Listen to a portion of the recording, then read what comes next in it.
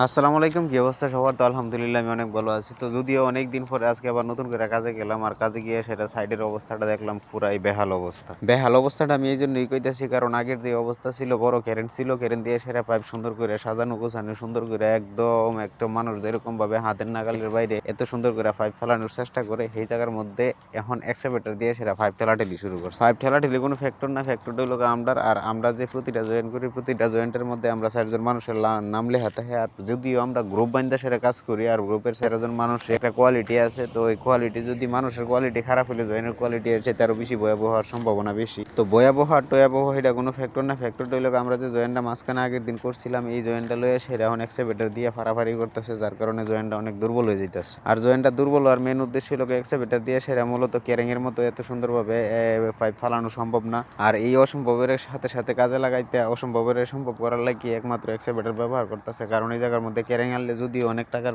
বেশি টাকার প্রয়োজন, এই জায়গার মধ্যে এক্সকাভেটর যদিও কোম্পানির এক্সকাভেটর দিয়ে সেরা লাইতেছে কামটা অতি সহজে সেরা লাইতেছে, এটা কোনো ফ্যাক্টর না। মানুষের বেড়াশুনি এটা সবচেয়ে বড় মারাত্মক কষ্ট। আর আমরা যে এই জয়েনটা হয় যে ফাড়াফাড়ি ঠেলাঠেলি করতেছে এই জয়েনটা কিছুদিন পরে হাইড্রোটেস হইব। আর হাইড্রোটেস হওয়ার পরে যদি কোনো ধরনের কোনো সমস্যা হয় জয়েন্টের মধ্যে তখন আমরা সবারই ধরবো।